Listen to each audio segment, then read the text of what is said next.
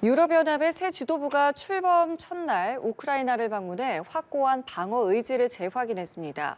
볼로디미르 젤렌스키 우크라이나 대통령은 나토 가입의 필요성을 거듭 호소했는데요. 네, 보도국 연결해서 자세한 소식 알아보겠습니다. 이치동 기자. 네, 유럽연합의 신임 지도부가 현지 시간 1일 우크라이나 수도 키이우에서 젤렌스키 대통령과 회동했습니다.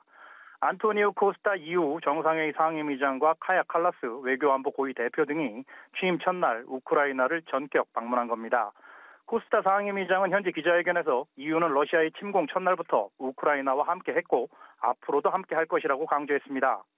우크라이나가 스스로 방어할 수 있도록 EU의 지원을 확대하는 방안이 논의된 것으로 전해졌는데요.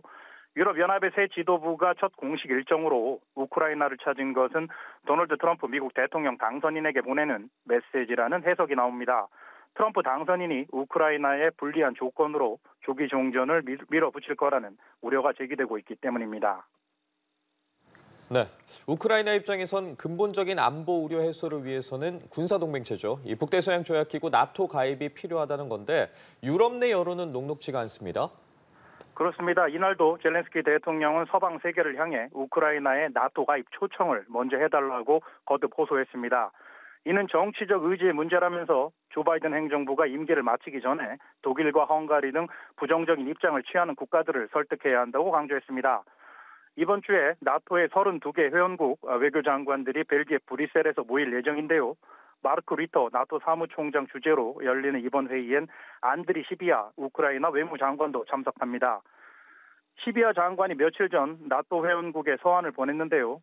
이번에 우크라이나의 나토 가입 절차 첫 단계인 가입 초청을 결정해달라는 내용을 담았습니다. 이에 여러 나토 회원국이 난감해하고 있다고 외신이 전했습니다. 앞서 젤렌스키 대통령은 나토의 우산 아래 들어간다는 전제하에 러시아와 휴전을 논의할 수 있다고 밝힌 바 있습니다. 이 경우 일단 러시아군이 점령 중인 우크라이나 영토는 나토의 집단 방어 대상에서 제외할 수 있다고 덧붙였습니다. 네, 이런 상황에서 유럽연합의 외교장관격이죠. 외교안보 고위 대표가 파병론을 공개적으로 언급했는데요. 그 배경과 의도에도 관심이 쏠리고 있습니다.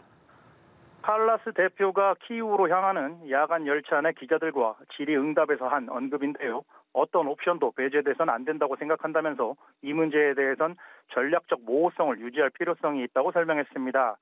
특히 사견임을 전제로 우크라이나와 러시아 간 휴전 협상 체결 시 유럽 차원에서 일종의 평화 유지군을 보내야 한다고 주장했습니다. 그간 금기시 되어온 유럽의 파병론을 외교안보 수장이 공개적으로 제기해 눈길을 끌었는데요. 올해 초에 에마뉘엘 마크롱 프랑스 대통령이 우크라이나 파병론을 제기했지만 당시엔 별다른 호응을 얻지 못했습니다. 하지만 최근 북한의 파병과 트럼프 전 대통령의 대선 승리로 파병론이 다시 고개를 들고 있는 겁니다.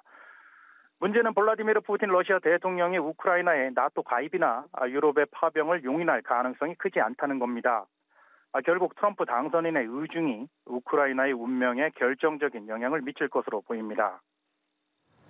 네, 말씀해 주신 것처럼 이렇게 되면 러시아의 반발도 예상되는데 러시아가 내년도 국방 예산을 역대 최대로 편성하면서 공세를 늦추지 않겠다는 의지를 밝혔습니다.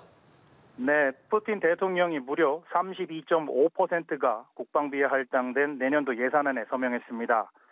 금액으로는 13조 5천억 루블, 우리 돈으로는 192조 원 상당으로 복지와 교육 부분을 합친 것보다 많습니다. 올해 국방비 대비해선 25% 이상 증가한 수치로 역대 최대 규모라고 외신들이 보도했습니다. 앞서 젤렌스키 우크라이나 대통령도 예산의 60%를 국방 안보 분야에 배정하는 정부 계획을 승인했습니다. 이에 따라 우크라이나는 2025년에 총 예산 121조 원 가운데 약 75조 원을 국방 분야에 쓸 예정입니다. 지금까지 보도국에서 전해드렸습니다.